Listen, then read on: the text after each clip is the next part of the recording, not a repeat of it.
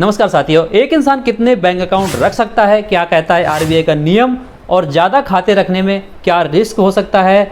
अगर आपके भी 2 या 3 या फिर उससे ज़्यादा बैंक अकाउंट हैं तो आप इस वीडियो को लास्ट तक जरूर देखिएगा, क्योंकि इस वीडियो में हम सारी चीज़ें क्लियर करने वाले हैं दोस्तों। क्योंकि कई सारे लोग बिना सोचे समझे कई सारे खाते खुलवाते चले जाते हैं, लेकिन बाद में वही अकाउंट उनकी जेब से पैसे काटने लगते हैं और उन्हें पता तक नहीं चलता है। आज के समय में बैंक अकाउंट सिर्फ पैसे रखने की चीज़ नहीं रह गया है। बैंक अकाउंट में सैलरी आती है, बैंक अकाउंट से यूपीआई चलता है, ईएमआई कटती है, सरकारी योजनाओं का पैसा आता है, एवं बहुत सारे काम ऐसे हैं जो सिर्फ बैंक अकाउंट से ही किए जा सकते हैं। यानी बैंक अकाउंट आपकी पूरी फाइनेंशियल लाइफ का हिस्सा बन चुका है। इसी वजह से कई लोग अलग अलग काम के लिए अलग अलग अकाउंट खुलवा लेते हैं। एक सैलरी अकाउंट, एक सेविंग के लिए, एक यूपीआई के लिए और एक बिजनेस के लिए। लेकिन सबसे बड़ा सवाल यह है कि क्या आरबीआई ने तय किया है कि एक इंसान कितने बैंक अकाउंट ओपन कर सकता है? तो दोस्तों इसका जवाब है नहीं। आरबीआई ने किसी भी तरीके की कोई लिमिट तय नहीं की है। इसका मतलब यह है कि एक व्यक्ति जितने चाहे अकाउंट ओपन कर सकता है।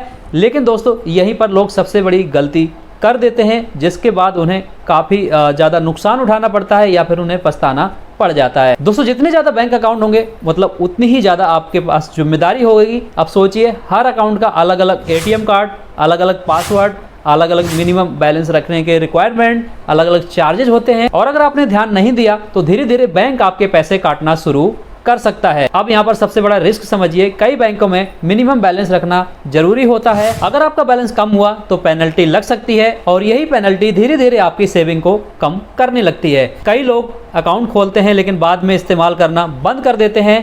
अगर कोई अकाउंट लंबे समय तक इस्तेमाल नहीं करता है तो बैंक उसे इनएक्टिव या फिर डोरमेट बना सकता है।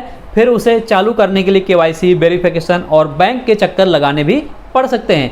और दोस्तों असली परेशानी तब आती है जब इनकम टैक्स रिटर्न यानी आईटीआर फाइल करने का समय आता है। क्योंकि अगर आपके पास कई अकाउंट हैं तो आपको हर अकाउंट की जानकारी देनी पड़ सकती है। अगर कोई अकाउंट छूट गया या फिर गलत जानकारी चली गई तो बाद में दिक्कत भी आपको हो सकती है। अब यहाँ बहुत लोग पूछते हैं कि फिर कितने बैंक अकाउंट रखना सही होता है?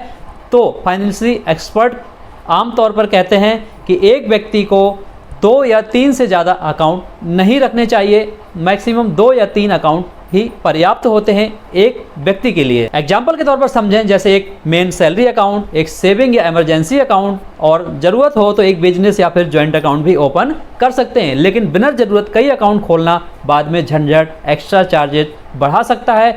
यहाँ एक ज़रूरी बात यह भी समझिए कि हर बैंक अकाउंट बुरा नहीं होता है। अगर सही तरीके से मैनेज करें तो कई अकाउंट फ़ायदेमंद भी हो सकते हैं, लेकिन बिना इस्तेमाल वाले अकाउंट्स आपके लिए नुकसानदायक भी होते हैं और आप पर बोझ भी बन जाते हैं। तो अब आपको क्या करना चाहिए? सबसे पहले सारे अकाउंट की लिस्ट बनाइए और जो अकाउंट इस्तेमाल नहीं कर रहे हैं उन्हें बंद कराइए।